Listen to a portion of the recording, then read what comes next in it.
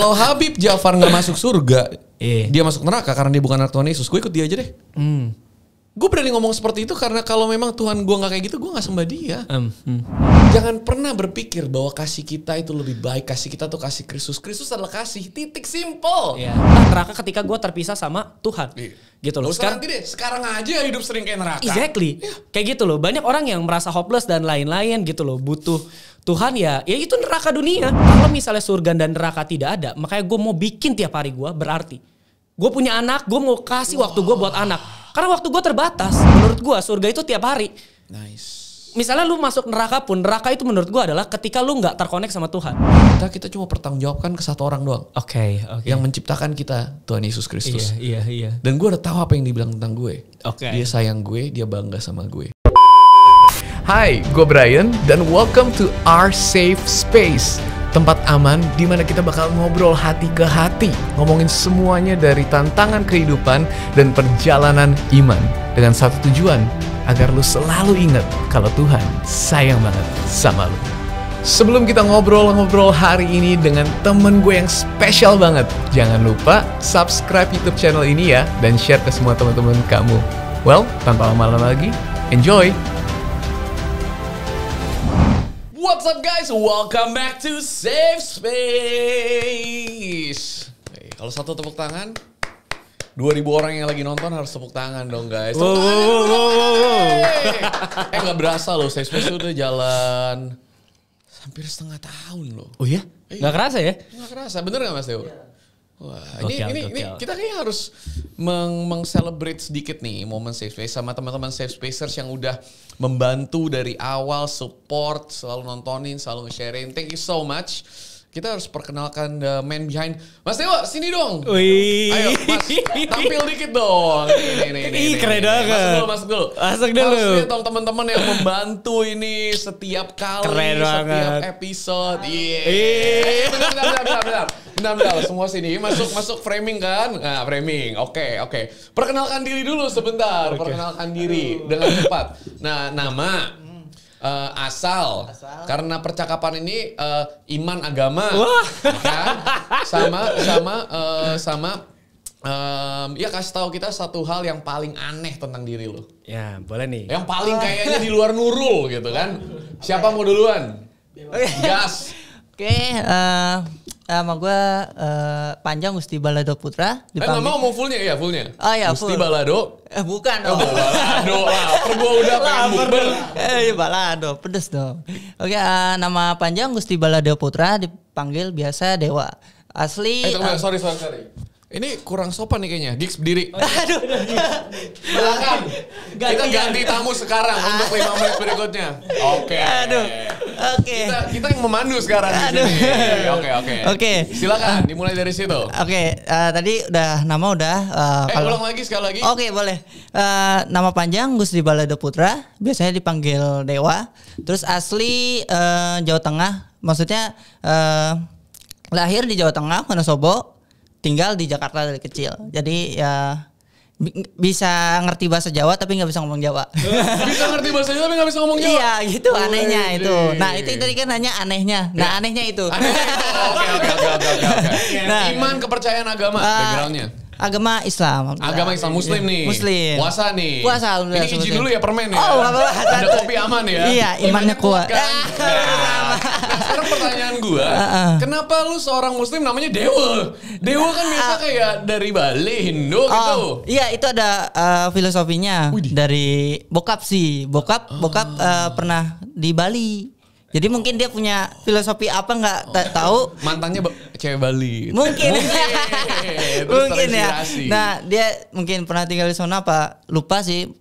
Akhirnya mungkin anaknya mau dikasih nama itu. I see. Nama abang sama nama saya. Jadi abang sama Gusti juga. Dan Gusti, saya Dewa. Iya, enggak. Kalau dia abang Gusti Pangestu Putra. Oke. Kalau ade Gusti Balado Putra gitu. Oke. Ya kurang lebihnya seperti itulah. Keren, kita dulu guys. Oke, lanjut satunya lagi.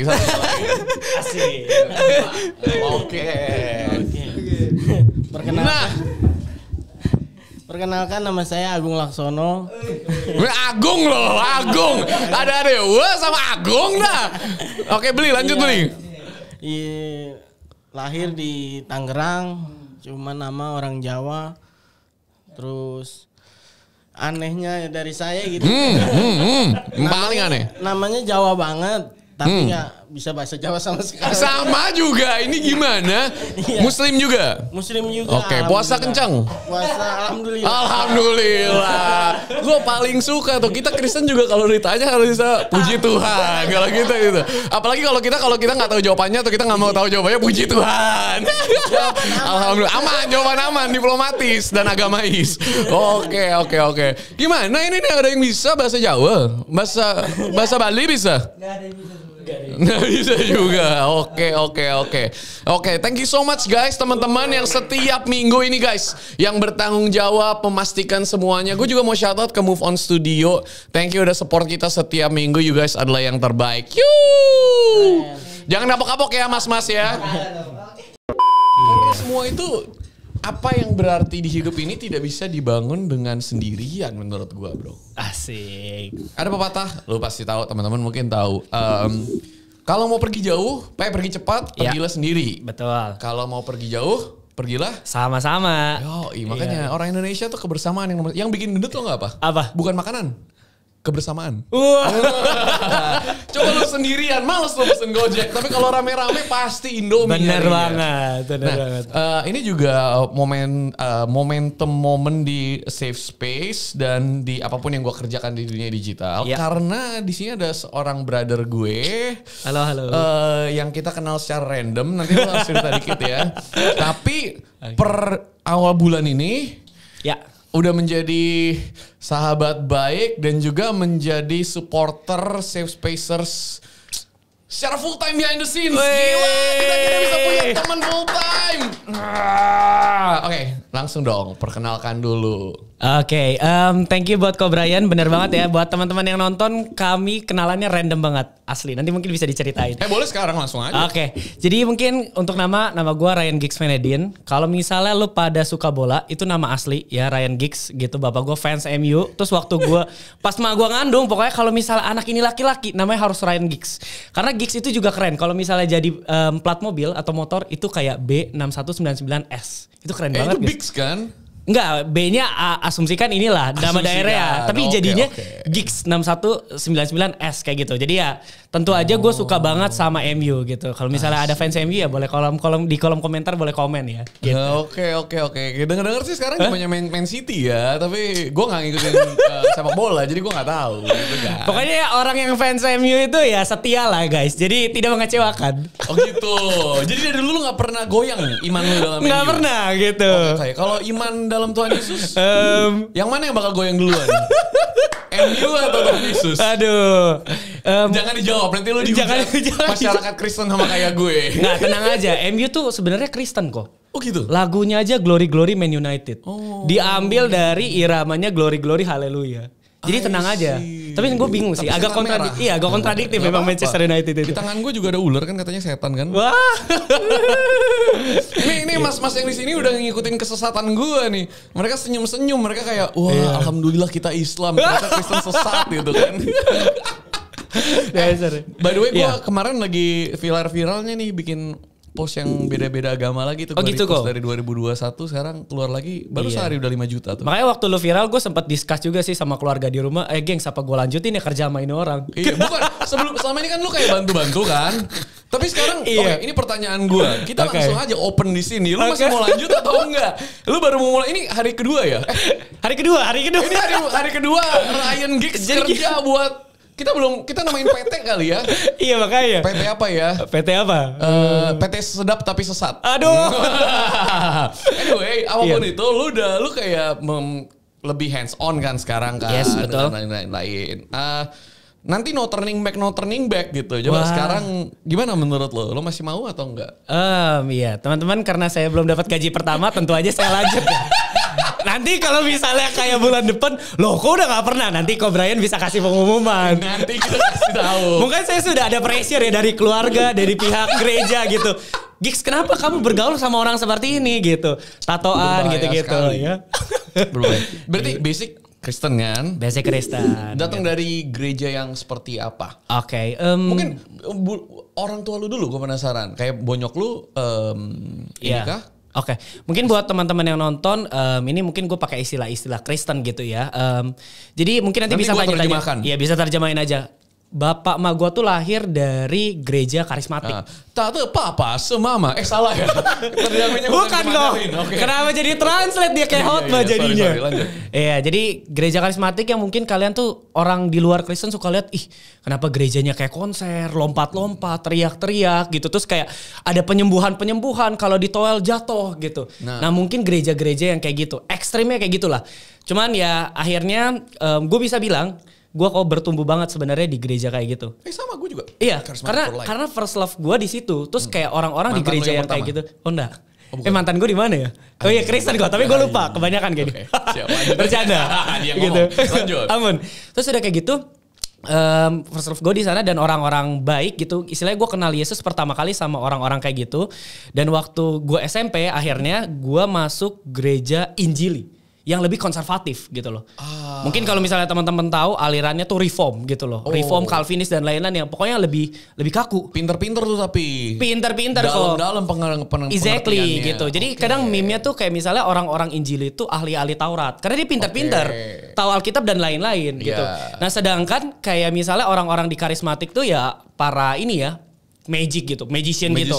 Iya, orang-orang yang bisa sihir gitu loh, menyembuhkan dan lain-lain gitu. Pengendali.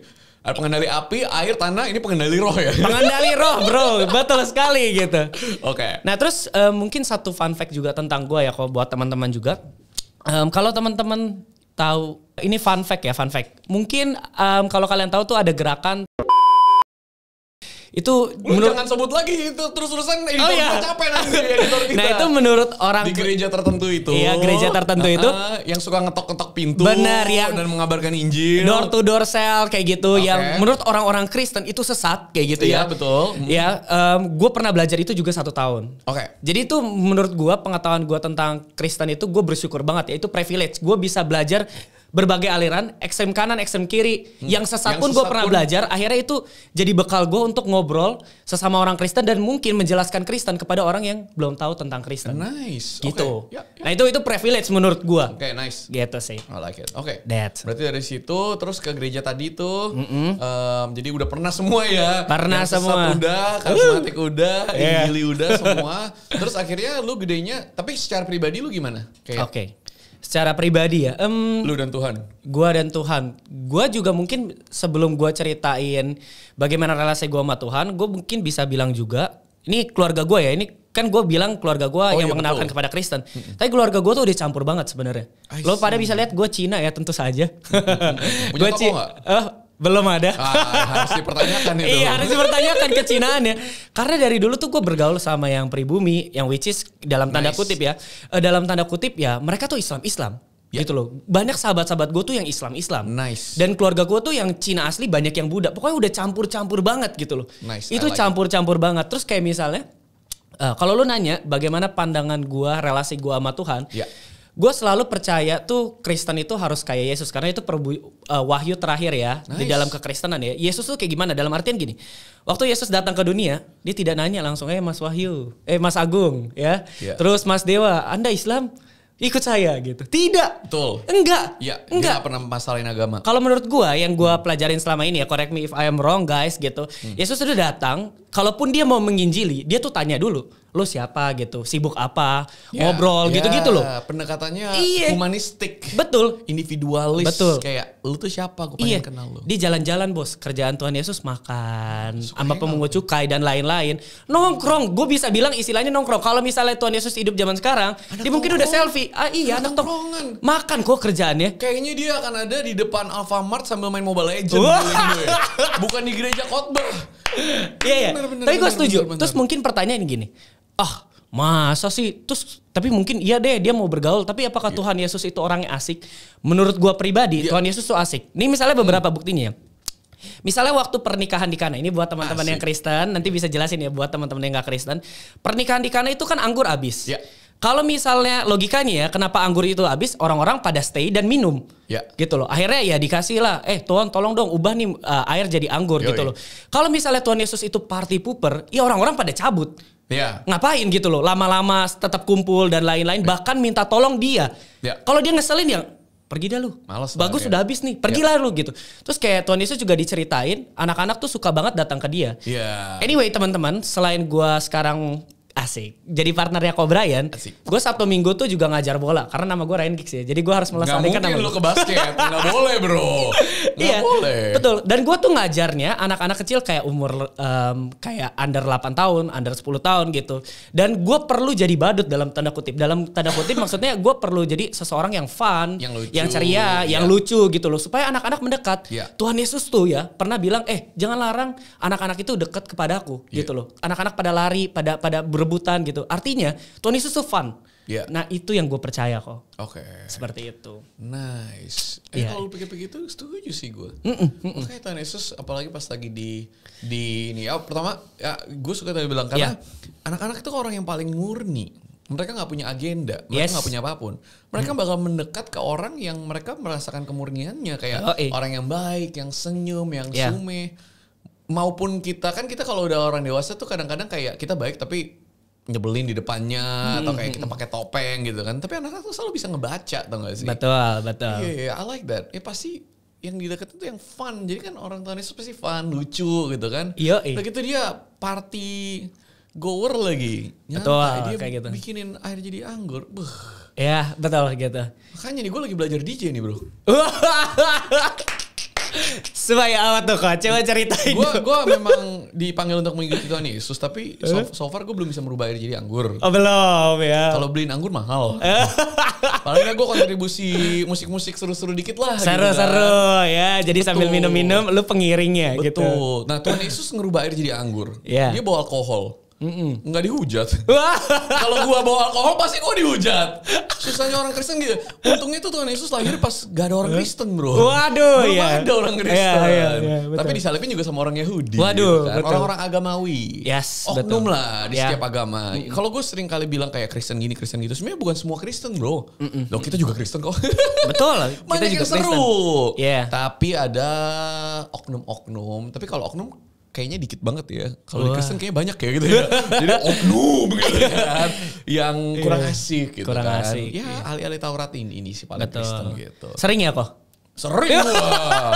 Video itu gue baru ini upload kemarin satu hari udah 5 juta view. Ada 5 juta. Gue pertama kali tahun 2021 itu. Gue upload, gue tinggal tidur, gue bangun 20 juta view. Wow. Nah bagus kalau 20 juta view-nya itu yang hal-hal yang baik ya. Tapi itu di-receive baik banget sama teman-teman yang non-Kristen. Sama teman-teman yang menurut gue pemikirannya terbuka. Sama yang teman-teman Kristen pun banyak yang well receive gitu. Banyak yang DM gue dan bilang kayak, gue sepemikiran lo sama lu gitu kan. I see. Tapi tentunya banyak sih paling Kristen yang ini nih yang punya yang ngaflingin surga, yang punya kunci kerajaan surga gitu kan.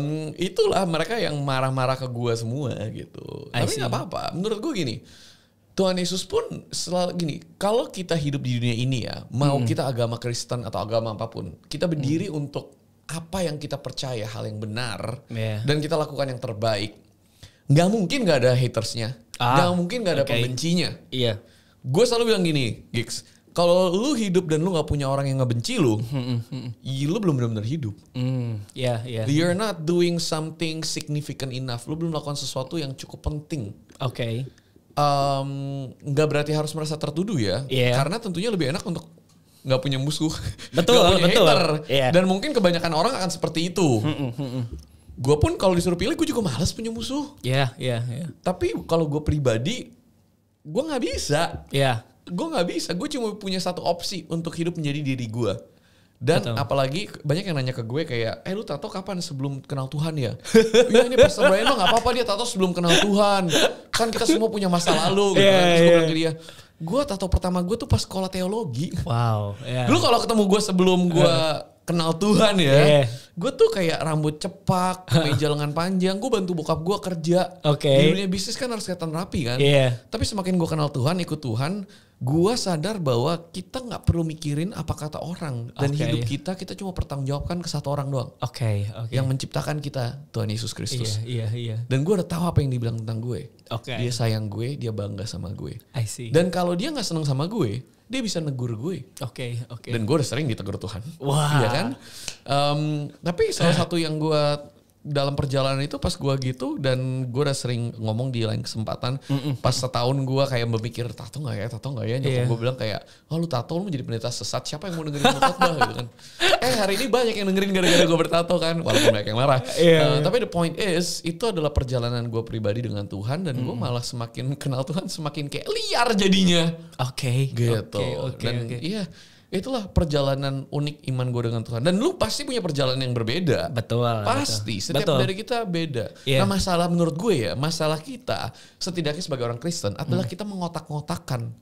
Kita mengotakkan bahwa ini tuh agama Kristen. Kalau lu kenal Tuhan, lu harus percaya ini, mengucapkan kata-kata ini, beribadahnya begini, dikasih aturan. Dan siapapun yang di luar aturan itu, di luar kotak itu, oh lu bukan Kristen, lu masuk neraka, lu gak mungkin Tuhan sayang. Iya. Seriusan? Ini menarik. Seriusan, Tuhan mau lu kecilin sekotak kita. Menurut gue ya, seringkali masalah kita tuh kita membuat Tuhan sesuai dengan apa yang kita mau. Di kotak akhirnya kita membatasi. Gimana kalau Tuhan mau menyelamatkan semua orang? Kita sebagai orang Kristen nggak bisa, nggak boleh. Tuhan cuma menyelamatkan orang yang percaya sama Dia.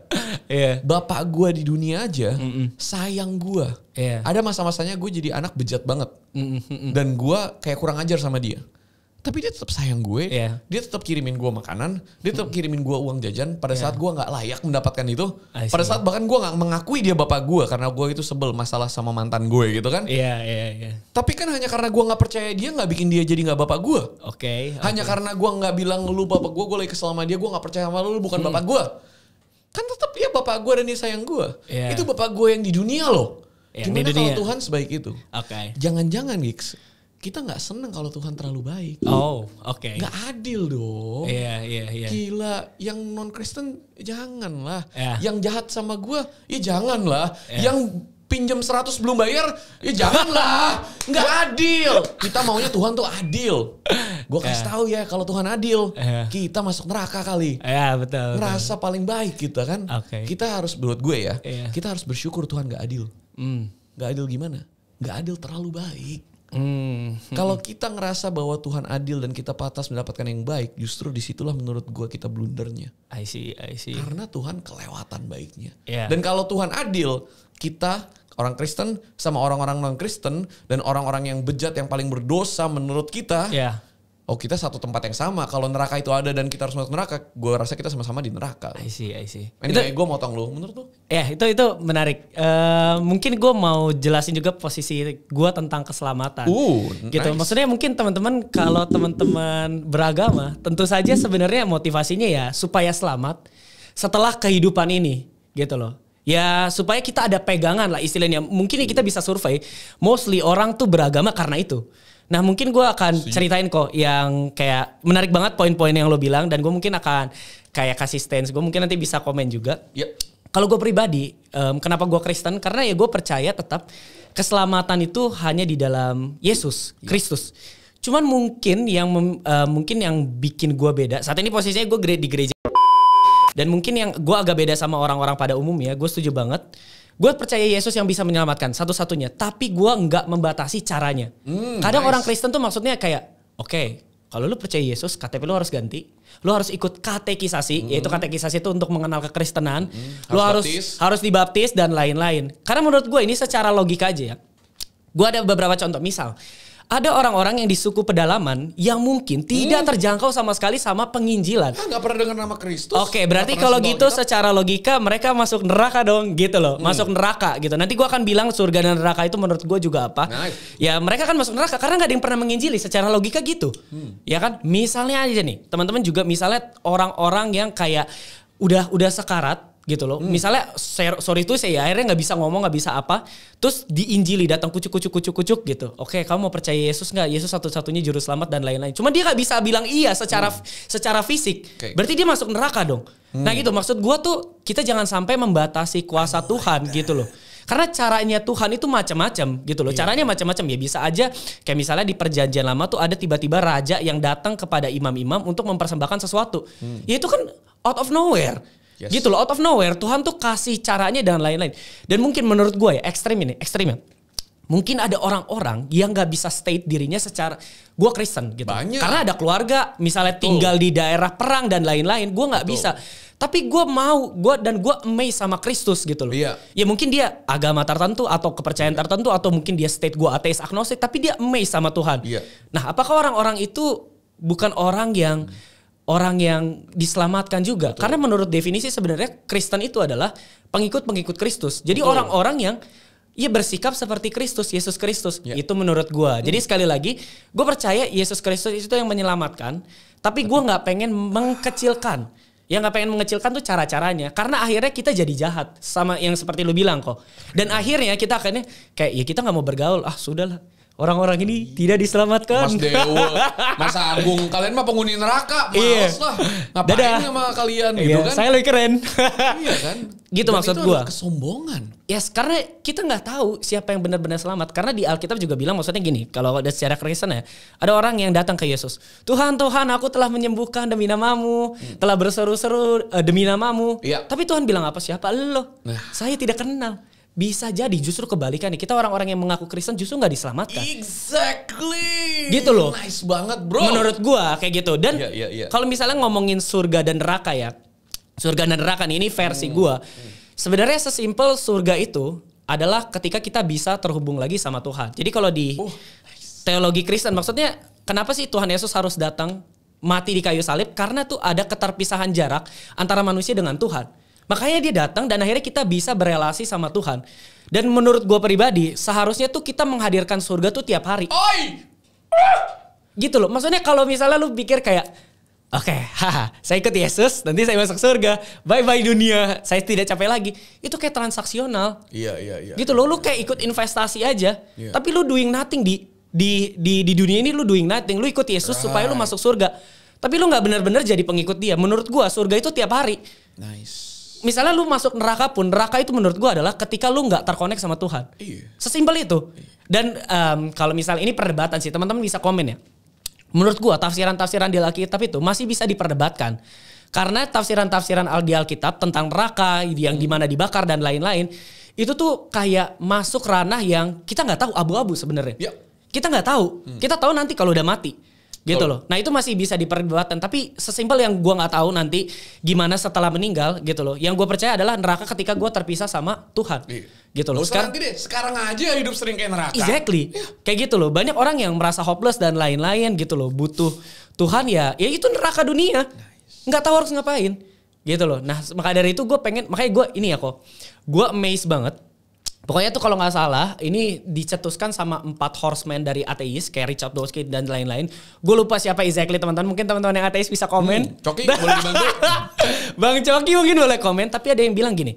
Dia pernah di interview. Misalnya gue ateis ya. Lo yang interview gue. Oke, Gigs, kalau lo mati, lo kan nggak percaya nih ada surga atau neraka. Terus lo mati aja gitu. Tidak ada apa-apa gitu. Mati aja.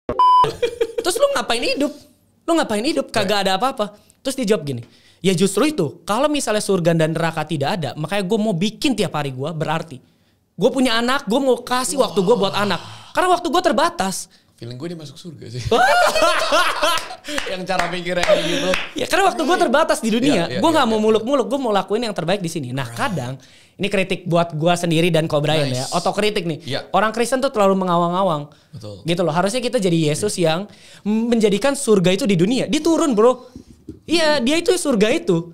Gitu loh, dia surga itu dia yang kayak di surga. Gitu. Harusnya kayak gitu ya gitu kok. Kok keren banget sih, lu ganteng banget sih. Terima kasih Ko Brian sudah sering ngumpul-ngumpul ngomongnya ngalor ngidul ya, ternyata dalam banget. Gila ini. Oke, gue udah menetapkan dia menjadi salah satu narsum safe space yang konstan berapa lama sekali. Kok, boleh enggak request? Percakapan kita apa? Gue pengen sama Bang Coki. Requestnya di sini. Requestnya di sini. Karena menurut gue seru ngobrol sama dia. Coki asik banget. Coki salah satu orang yang menurut gue pemikirannya itu paling kritis dan juga tapi paling open. Exactly, gitu loh. Open dan kritis. Masalah orang-orang beragama Kristen di Indonesia adalah pemikirannya tidak terbuka. Dan tidak kritis.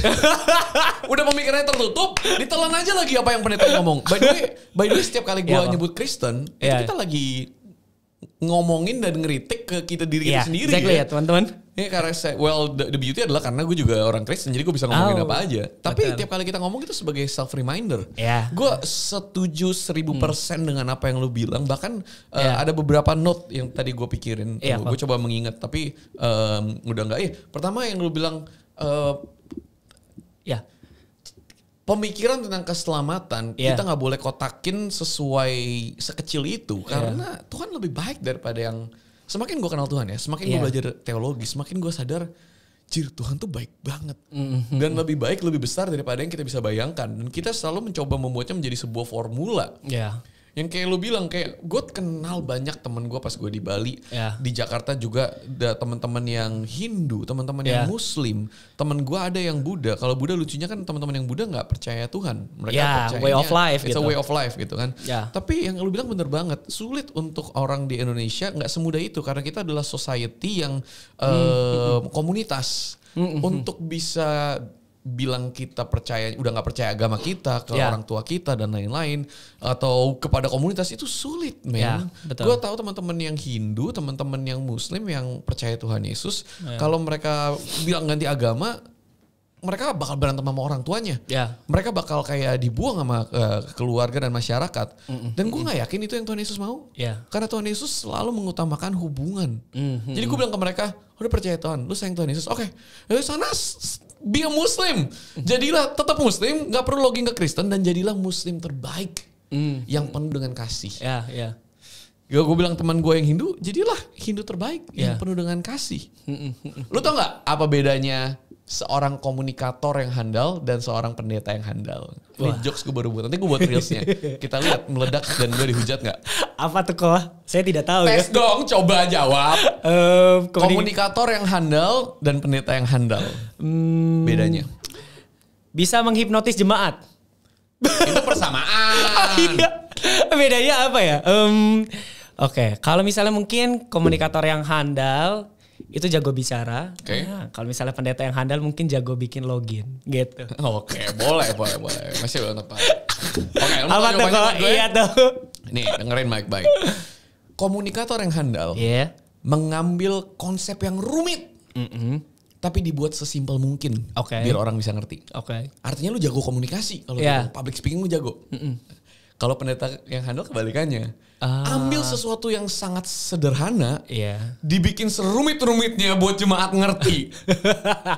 Ahli Farisi membuat itu. Makanya Tuhan Yesus marah. Perhatikan, di Alkitab Tuhan Yesus gak pernah marah sama pendosa, orang yang gak kenal dia, dan lain-lain. Yang dia marah cuma satu-satu golongan orang Farisi. Dan mereka Tuhan marah karena Tuhan sendiri adalah komunikator yang handal. Apa yang dia lakukan? Dia bilang, ini Alkitab nih, gua bikin simple. Semua bisa disummary menjadi satu hal, yaitu dua hal. Apa? Kasihilah Allahmu dan kasihilah sesama lu. Simple kan? Nah, kalau pendeta dan ahli Farisi dan ahli Taurat beda. Tunggu bentar. Lu harus login ke Kristen, lu harus dibaptis. Dibaptisnya celup, 3 menit di bawah air, habis itu dikeluarin. Habis itu lu harus ikutin kelas-kelas, lu harus perpuluhan, lu harus ini, baru lu dapet tiket keselamatan tuh. Dan jangan dosa ya. Baca Alkitab 10 ayat setiap hari. Kalau nggak nanti lu kehilangan tiket itu. Nah itu yang Tuhan Yesus marah pada saat dia datang ke dunia. Dia bilang, lu menghalangi gua dengan anak-anak gue.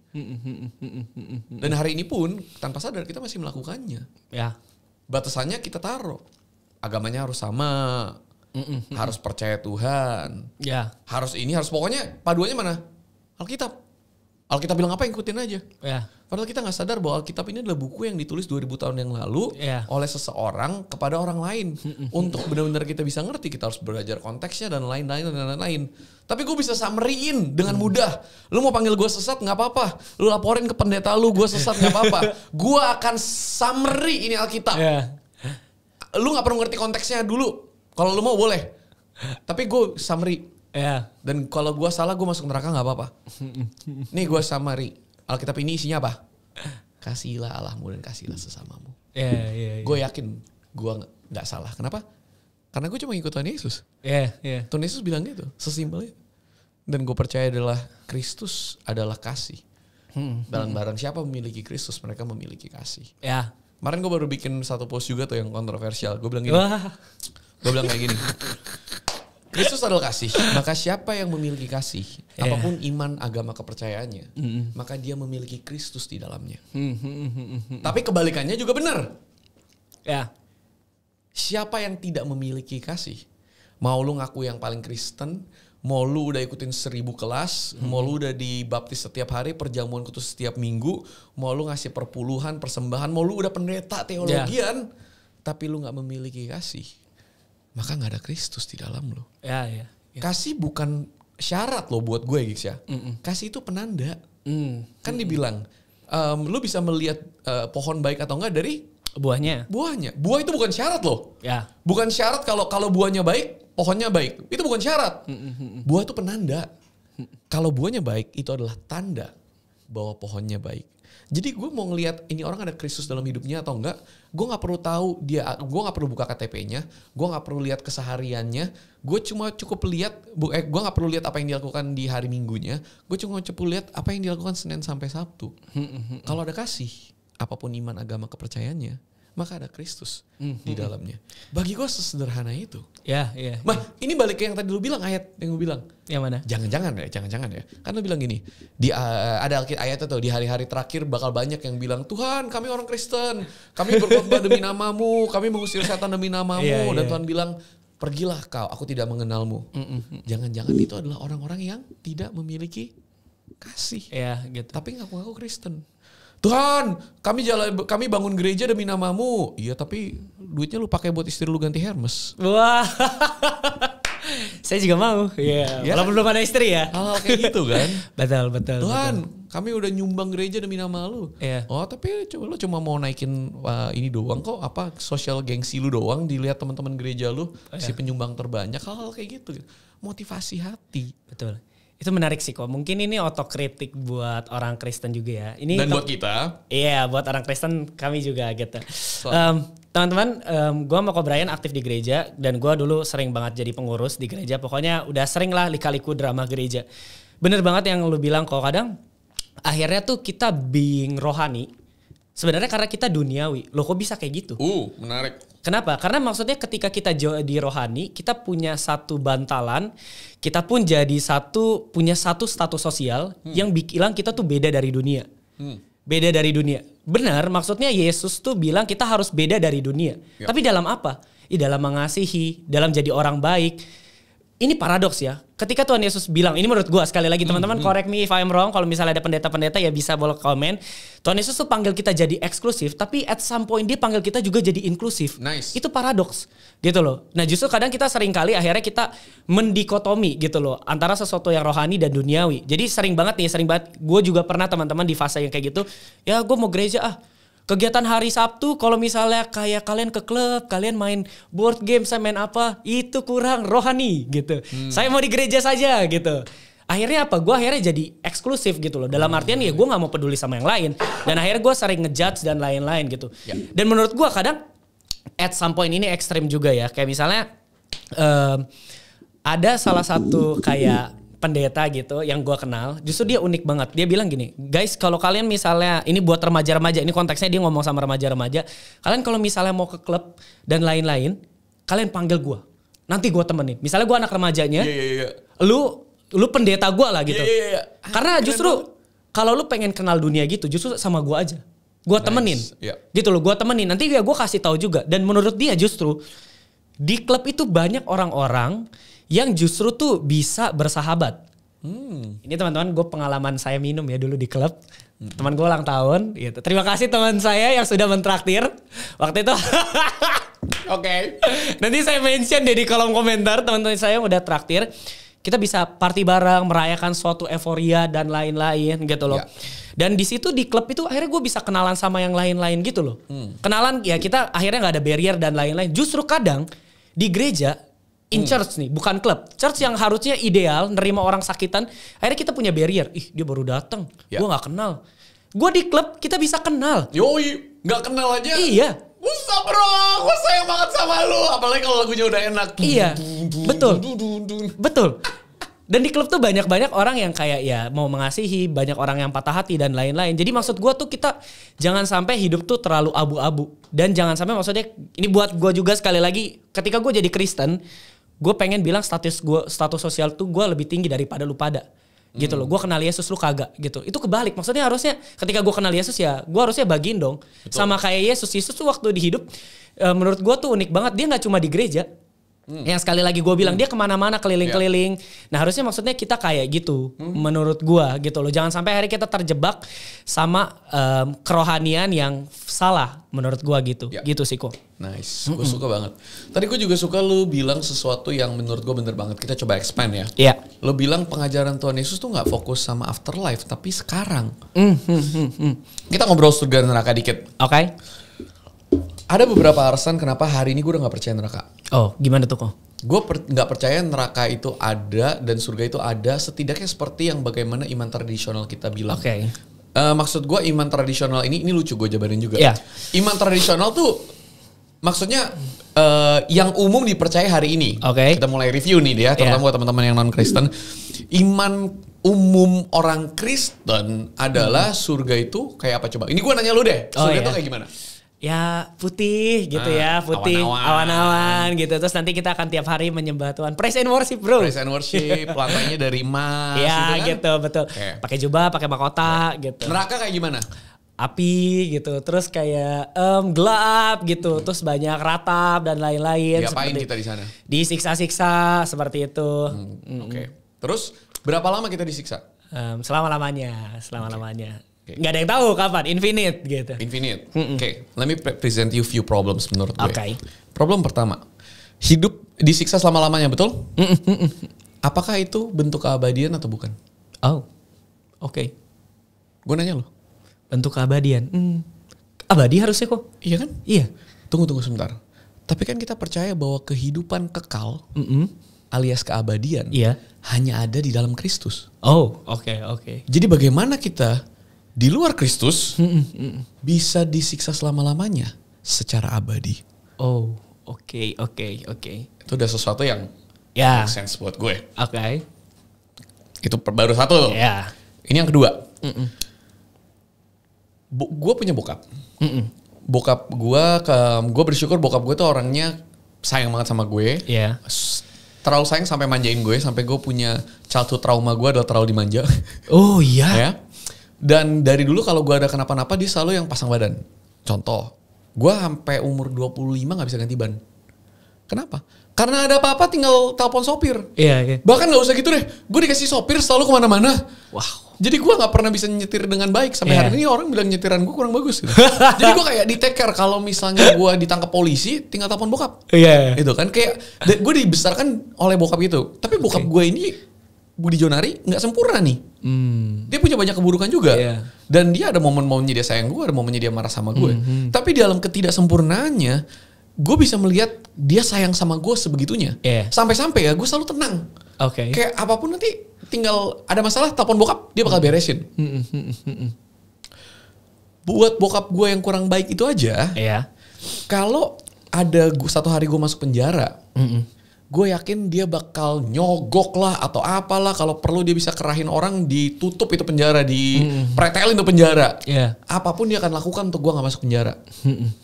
Dan apa yang paling mustahil? Gue yakin dia gak mungkin membangun sebuah penjara dengan ada kemungkinan gue akan masuk ke dalamnya.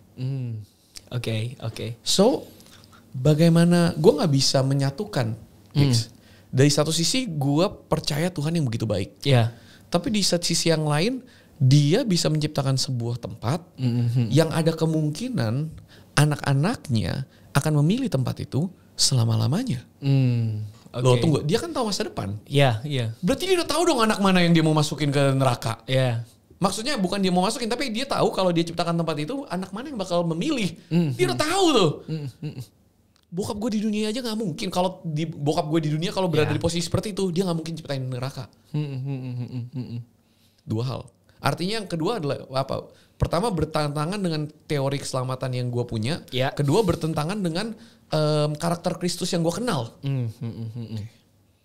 Dari dulu tuh, gue udah kayak something is wrong about hell. Dan ini yang ketiga. Ini hat-tricknya buat gue yang gue memenetapkan kenapa gue nggak percaya neraka. Karena itu ternyata nggak alkitabiah. Kenapa? One by one ya. Tuhan Yesus orang apa? Yahudi. Tuhan Yesus nulis Alkitab, dia khotbah kepada yang mendengarkan dia orang apa? Yahudi. Alkitab ditulis nggak jauh-jauh dari Tuhan Yesus lahir kan? Exactly. Empat ya, rasul-rasulnya itu ada yang ada puluhan tahun sampai 100-200 tahun setelah Tuhan lahir gitu kan? Yang nulis orang apa? Yahudi. Kepada orang apa? Yahudi. Berarti konteksnya di hari itu paham Yahudi kan? Exactly. Sekarang gue tanya lu, something very interesting. Orang Yahudi percaya surga dan neraka seperti apa? Soalnya gini, bagaimana mereka mempercayai surga dan neraka adalah bagaimana Tuhan lagi ngomong dan mengajarkannya kan? Itu adalah konteks dan mindset yang Tuhan punya. Karena Tuhan bukan orang Kristen loh. Dia gak baca perjanjian baru. Dia cuma punya perjanjian lama. Sekarang gue tanya lu, konsep afterlife Yahudi itu seperti apa? Lu tau gak? Gimana tuh kok? Let me tell you. Tentunya ada sedikit variasi-variasi sama kayak Kristen ya. Tapi mayoritas orang Yahudi tidak terlalu percaya afterlife. Apa artinya? Ini yang umum ya. Secara umum nomor satu, yang kayak lu bilang, paham Yahudi atau pemikir, dan ini gue belajar setelah gue kenal Ezra dan makin mendalami Yahudi. Dan menurut gue penting banget untuk orang Kristen kalau kita percaya Tuhan Yesus untuk ngerti cara pikir Yahudi.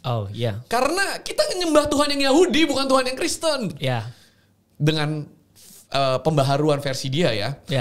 Tapi nomor satu ini, pertama, paham Yahudi tidak fokus ke afterlife. Agama umumnya itu agama sama dengan yang kita dulu bilang surga atau neraka kan? Artinya kita tuh orang-orang yang beragama karena kita mau masuk surga dan takut masuk neraka. Dan pengajaran kita Kristen deh ya. Kan kita dibilang jangan fokus ke sekarang, fokus ke nanti. Lakuin hal baik, pahala. Apa kita bahasanya? Bangun rumah di surga. Kalau kita lakuin baik, rumah lu gede di surga gitu kan. Amin. Seperti rumah-rumah di PIK. Kalau lu berdosa, lu nanti masuk neraka. Bener ya? Jadi semua yang kita lakukan di dunia ini saat ini itu reward and punishment dengan fokusnya nanti. Dibilangnya gini, lu susah payah di dunia gak apa-apa deh. Yang penting di akhirat lu menang, baik kan.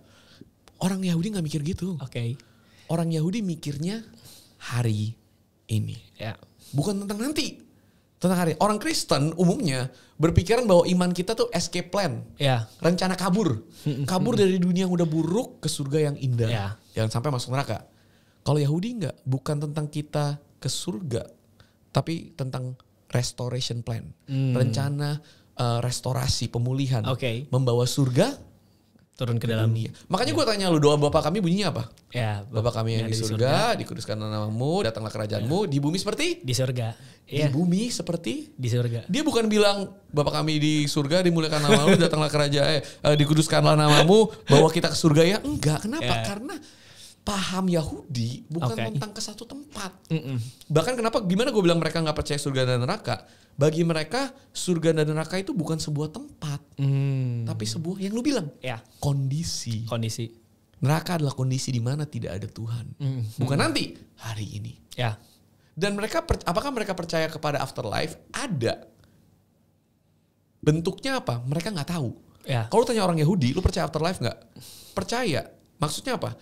Yang ini, mereka percaya kalau mereka mengikuti Taurat dan percaya sama Tuhan mereka yang namanya Yahweh, monoteistik bukan Tritunggal ya. Mereka setelah mati akan ada keabadian. Di mana? Bukan di mana, tapi bersama siapa? Bersama Yahweh. Betul. Menjadi satu dengan Yahweh. Itu bukan tempat. Itu adalah orang. Mereka tidak percaya surga itu sebuah lokasi di mana mereka akan ke sana. Nah, neraka pun mereka juga lebih gak percaya. Jadi buat mereka, mereka percaya ada satu yang namanya Sheol.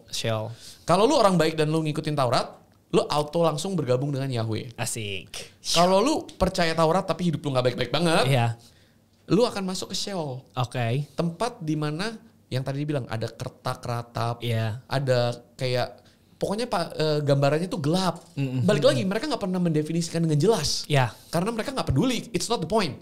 Tapi yang mereka tahu tempat itu tuh kayak waiting room, ngebosenin, sedih gitu. Tapi bukan disiksa. Ya. Kayak lu harus introspeksi diri lu dan kesalahan lu lah. Waiting room, nggak VIP. Kalau udah cukup, kemana? Bergabung bersama Yahweh juga. Oke. Tapi yang pertanyaan ketiga, Hitler gimana? Hah? Yang dosanya banyak gimana? Tau gak buat orang Yahudi itu kemana? Kemana? Oh. Thanos snap. Lenyap begitu saja. Lenyap gitu aja.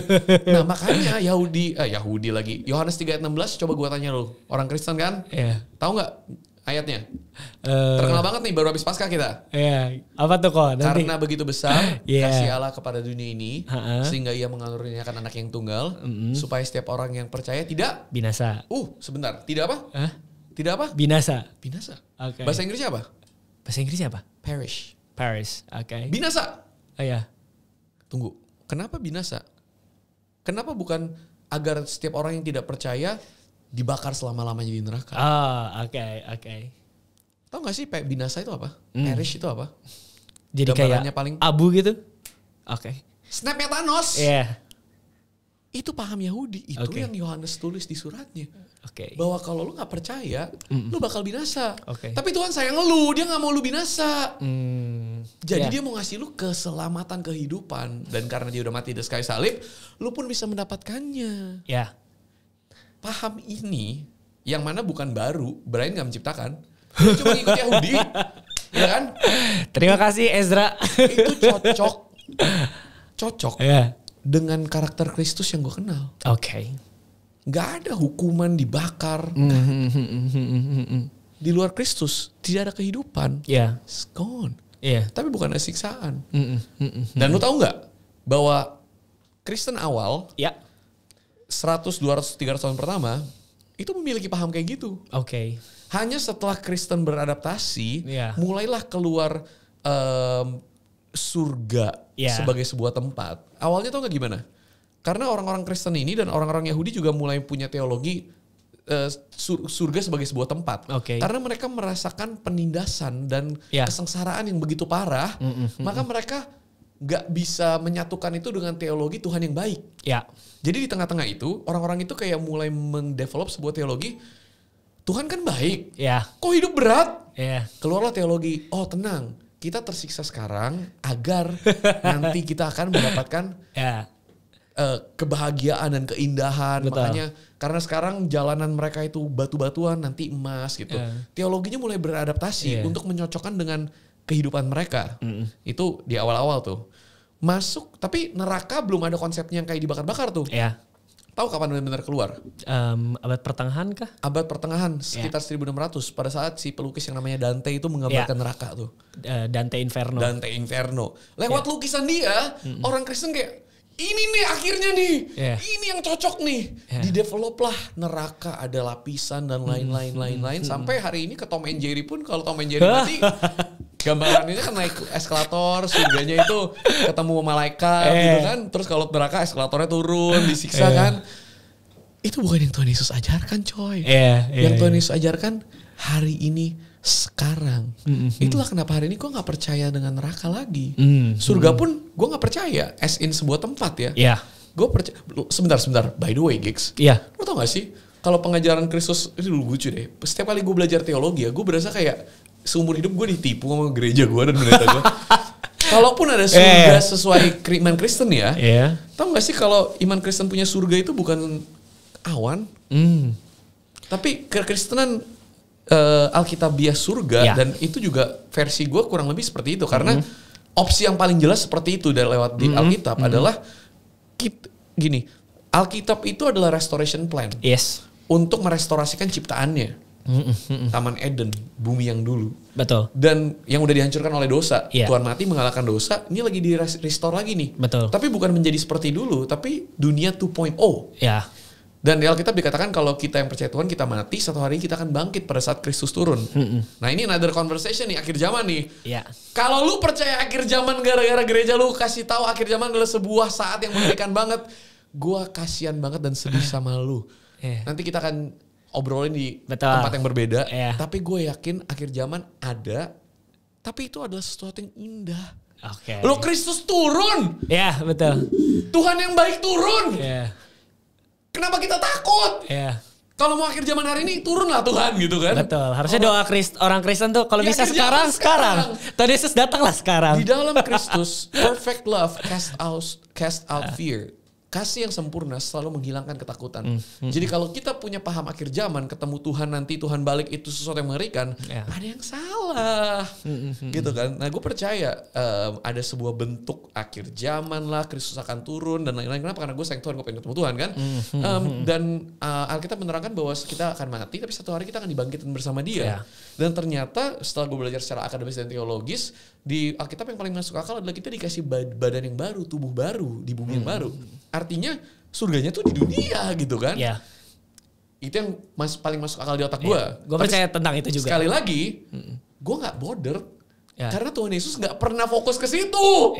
Kalaupun ada, tapi bukan itu fokus Tuhan Yesus. Fokus Tuhan Yesus adalah bagaimana kita membawa surga hari ini. Exactly. Last one, abis ini gue mau kasih lo dan kita akan closing ya. Seru sih. Lo mau tahu nggak? Alkitab bilang bagaimana lo tahu lo pengikut Kristus atau bukan? Gimana tuh kok? Kalau kita kan orang Kristen bilangnya lo udah masuk gereja, lo udah masuk agama Kristen, lo ikut gereja ini, lo dibaptis gini-gini kan. Bahkan kita bilang orang Kristen nih, Protestan nih, buat Protestan, Katolik nggak masuk surga lo. Sesat lo, nyembah Bunda Maria lo. Sama-sama pengikut Kristus saja saling kafir-kafiran, saling menyembah patung. Menyembah patung. Kita aja nunjuk-nunjuk. Jangan gitu deh yang sama-sama Protestan. Sesat. Reform Katolik bilang sesat. Karismatik bilang sesat. Karismatik sesat. Saling semuanya sesat-sesatan. Cuma gereja gue doang yang masuk surga. Cuma nanti orang ada kaflingnya sendiri. Nah, nanti ada lagi tuh yang ini connect group ini, komsel nanti itu. Akhirnya yang masuk surga cuma gue gitu kan. Nanti connect grupnya sama John Calvin. Nah, gitu. Kita mengeksklusifkan sekali Tuhan Yesus. Jadi siapa yang Tuhan? Tuh Yesus atau kita? Iya kan? Ini menarik sih, ini menarik kok. Jadi gimana cara kita tahu siapa pengikut Kristus? Ada ayatnya, gue gak inget, gue bukan orang yang paling kayak ingat hafal isi kayak di luar kepala ya. Ayatnya berkata seperti ini. This is how, gini ininya. Inilah bagaimana dunia akan mengetahui bahwa kamu adalah murid-muridku. That you love one another. Dari caramu mengasihi satu dengan yang lain. Bukan syarat loh. Penanda. Artinya apa? Penanda kalau lu adalah murid gua, pengikut gua. Bukan kalau agama lu Kristen. Bukan kalau lu udah dibaptis. Bukan kalau lu berada di dalam gereja ini.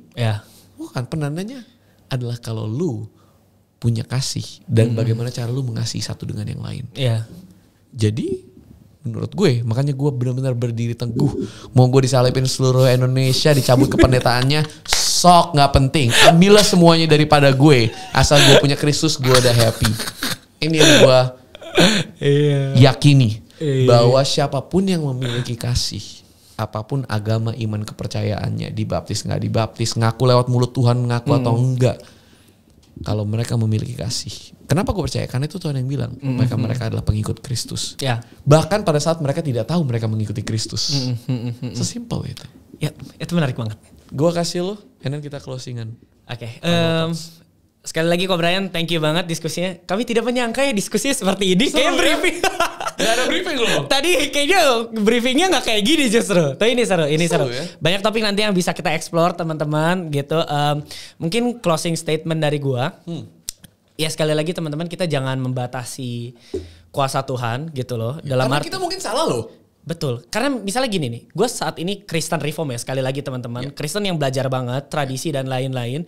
Dan menurut gue di gereja tuh kita belajar doktrin, basis-basis gereja tuh kuat, makanya kita jago-jago debat. Jago debat, gue akuin itu. Tapi gimana misalnya kalau misalnya, ini gue pernah ditanya, kayak misalnya lo mungkin backgroundnya orang karismatik juga kan sama kayak gue. Sekarang mungkin lo masih karismatik. Gimana dia orang karismatik yang punya ritus-ritus berbeda dari kita dan kita cap sesat, tapi dia tuh benar-benar sayang sama Tuhan Yesus dan dia pernah dijamah. Apakah dia tidak masuk surga juga? Gitu loh. Kadang maksudnya ketika kita jadi manusia, kita tuh terbatas. Mengenal Tuhan tuh terbatas. Mungkin sampai kita mati pun ada sesuatu tuh yang salah. Ya kalau tadi konteks Kristen ada ritus-ritus yang salah. Misalnya baptis salam itu salah. Nyanyi lompat-lompat itu salah. Atau justru sebaliknya, nyanyi diam-diam itu salah. Iya. Gitu loh. Mungkin ada sesuatu yang bahkan ketika kita ketemu Tuhan sekali lagi salah. Dan mungkin ada orang-orang yang gue bisa bilang ya, menurut istilah gue, tidak se-privilege kami ketemu sama Yesus Kristus secara pribadi. Ya kayak orang-orang yang tadi, yang gak pernah dengar Tuhan Yesus sama sekali. Apakah maksudnya mereka pun, Tuhan gak fair dong, saya tidak pernah diinjili gitu loh. Maksudnya itu hak Tuhan sekali lagi. Cuman satu betul. Yang gue setuju banget sama lu kok. Apa sih yang kita bisa share gitu? Ini sebagai orang Kristen ya. Betul. Ada satu bahasa universal yang kita bisa ceritain ke semua orang. Apapun agamanya, apapun latar belakangnya dan lainnya itu tadi. Kasih. Love. Kayak gitu. Itu bahasa yang Tuhan Yesus datang. Halo, saya Yesus Kristus, saya mau menyebarkan Kristen. Tidak. Dia tuh mengasihi. Udah makan belum? Ada pergumulan apa? Sakit kusta ya? Sini saya sembuhin. Ini takjil. Iya. Gitu maksudnya itu menurut gue filosofis banget sih. Kayak love, cinta, kasih. Itu satu yang Tuhan Yesus kasih lihat. Itu bahasa universal yang kita bisa pakai buat siapapun. Buat ciptaan juga gitu loh. Maksudnya buat hewan, buat tumbuhan. Itu bisa dipakai. Nah selagi mungkin ya teman-teman balik lagi ya ke kepercayaan teman-teman. Mungkin teman-teman percaya ya. Eksklusivitas dalam artian ya lu harus ngaku Tuhan Yesus biar diselamatkan. Tapi maksudnya gak apa-apa. Gak apa-apa. Gak harus setuju sama kita. Betul. Gitu misalnya ada teman-teman juga ini ada mas-mas gitu yang percaya Islam adalah ini gitu loh. Maksud gue sebagai Kristen, ini posisi sebagai Kristen kita bisa mengasihi mereka. Dengan ya sama seperti Yesus gitu loh. Yang bisa kita lakuin itu. Dan hopefully nanti kalau misalnya ya kalian emang pengen banget sih sebenarnya dia mengenal kasih yang sejati ya baru di situ masuk. Gitu loh. Nah itu ya gue sih ajak teman-teman ya kayak Yesus aja itu yang selama ini gue pegang. Semoga membantu. God bless you. Dan kita harus ingat bahwa kadang-kadang ya orang yang ngakunya Kristen dan pengikut Kristus itu kayak seakan-akan kasih. Kemarin gue udah baca bilang, tapi kasih Kristus dan kasih dunia itu berbeda. Kalau lu nggak punya Kristus, kasih lu itu bukan kasih yang sejati. Gue denger gitu dan gue kayak anjir, gue kayaknya lebih tahu lebih banyak orang Muslim yang lebih baik daripada orang Kristen. Dan lu berani bilang kasih mereka nggak sejati, kasih kita yang sejati. Itu membatasi kok sih. Menurut gue kita tuh ngerasa kita yang paling the best. Kalau gue orang Kristen, gue percaya Tuhan, gue ngasih lu makanan, ini dari hati gue yang paling dalam. Tapi kalau orang Muslim ngasih makanan, nih ada maunya nih. Apaan men? Jangan pernah berpikir bahwa kasih kita itu lebih baik. Kasih kita tuh kasih Kristus. Kristus adalah kasih. Titik simple. Jangan jadi pendeta. Jadilah komunikator. Sederhana. Kristus adalah kasih. Dan kita tidak harus mengenal Tuhan untuk memiliki kasih Kristus. Kita nggak percaya. Menarik Nanti ini. akan ada waktunya juga kita akan kenal Tuhan. Dan jangan pikir kita punya kasih lebih tinggi, lebih baik dari mereka. Gitu. Dan tadi ada satu hal yang gini, kita closing pakai apa? Bukan statement kita. Kita closing pakai statement Habib favorit gue. yang gue percaya sebagai anak Tuhan Yesus, salah satu yang mau favorit, viral lagi nih orang. Salah satu favoritnya Tuhan Yesus. Rame lagi nih orang. Gue percaya. Gue bilang kalau Habib Jafar nggak masuk surga, dia masuk neraka karena dia bukan anak Tuhan Yesus. Gue ikut dia aja deh. Gue berani ngomong seperti itu karena kalau memang Tuhan gue nggak kayak gitu, gue nggak sembah dia. Well, gue nggak percaya neraka by the way kan. Jadi gue ngomong gitu nggak masalah. Masukin gue ke neraka, nggak percaya neraka. By the way, sekali lagi, satu lagi ya. Ini kan iman kita dalam Kristen ini pun kan nggak bisa dibuktikan. Gimana kalau akhirnya Tuhan Yesus nggak ada dan Muslim yang benar, Allah mereka yang benar, benar ya? Nah, sampai nanti gitu kemarin gue baru ngobrol sama Ustadz Felix Shaw sama itu kan kalau Muslim masuk surga itu bisa referral, tahu nggak? Wah. Tahu nggak? Gue dikasih sama Ustadz Felix bahwa nanti kalau lo masuk surga ada namanya gitu kan, lo bisa bilang, gue kenal si ini nih, dia orangnya baik. Ada. Nah, kalian kalau ternyata kalian yang benar, nanti jangan lupain gue kita ya. Kocak. Gue udah titip nama. Bisa. Kalau di Kristen nggak bisa. Di Muslim bisa. Jadi gue mau perbanyak teman-teman Muslim. Jadi kayak gue walaupun Kristen nanti kayak ada referralnya ada 100 orang yang kenal gue. Ini baik loh gitu kan. Ada kasih Nabi Isa tuh. Nanti ikutan deh gitu. Jadi gue jalur masuk ya. Pokoknya jalur belakang atau mana gue nggak tahu gitu kan. Tapi gue bilang, gue ngomong apa sih? Gue jadi lupa. Oke. Closing pakai statementnya Habib. Ya Habib. Gue suka banget. Gimana tuh kok? Kasih tidak punya agama. Tapi setiap agama mengajarkan dan punya kasih. Dan karena gue percaya Kristus adalah kasih, maka gue ganti. Versi gue. Kristus tidak punya agama. Tapi setiap agama punya kasih, maka dia memiliki Kristus di dalamnya. Asik. And for me, that's enough. At the end of the day, gue gak bisa membuktikan kok Tuhan Yesus beneran ada atau enggak. Ya. Dan kita gak harus membuktikan, namanya iman. Itu yang gue percaya. Tapi so far, di perjalanan iman gue, Tuhan Yesus versi yang gue dari tadi kita ngomongin itu, gue berani mempertaruhkan keabadian gue di seseorang yang karakternya seperti itu. Ya. Kalau di dalam Kristenan yang satunya lagi gue gak berani. Gue mendingan gak percaya. Tapi kalau di sini gue berani percaya. Dan kalau gue salah, ya gue salah. Tapi itulah yang namanya kan. Itu iman kita. Bener gak? Nanti kita gak bakal pernah tahu. Jadi, yuk stop debat. Iman ada buat dijalanin, bukan didebatin. Dan kalau teman-teman ada yang gak percaya sama kita gak apa-apa. Namanya safe space kok. Kita mau ngomong apapun. Kalau kalian merasa, tapi gue juga mau ngomong. Monggo, dateng aja kontak kita DM. Sekarang udah ada CP di bio gue. Nomornya Gigs kan. Apply, minta. Pokoknya di sini cuma boleh satu. Kalau kalian orangnya bukan pendebat tapi suka ngobrol santai, boleh datang. Tapi kalau kalian mau berdebat, banyak tuh. Gue ada tuh. Gue gak sebutin namanya. Gue di kayak, siapa ini Brian Syawarta? Ini orang sesat. Aduh. Gue paling gak bisa dengerin khotbah pendeta yang teriak-teriak gitu. Lu mau mengabarkan kasih Kristus atau lu emosi gitu kan. Kalau lu mau debat jangan di sini. Kalau lu mau obrolan santai, let's go kita kemo. Benar. Well, thank you so much Gigs. Ternyata lu asik juga ya. Thank you kok. Thank you teman-teman. Akan jadi host tetap nih kayaknya berapa lama sekali. Jangan bosan-bosan sama Gigs. Jangan lupa komen, share, subscribe, like, apalagi Gigs? Oke, ini share nggak apa-apa sih. Ini emang orang sesat tapi dia baik kok. Itu dia, itu yang penting. Gue mendingan dikenal di akhir hidup Tuhan bilang, Brian, lu tersesat tapi lu baik. Daripada dia bilang ke gue, Brian, lu nggak tersesat tapi lu nggak baik. Aduh. Thank you so much for watching. See you guys di episode berikutnya. Thank you guys. Sampai jumpa. Mama. Salam safe space.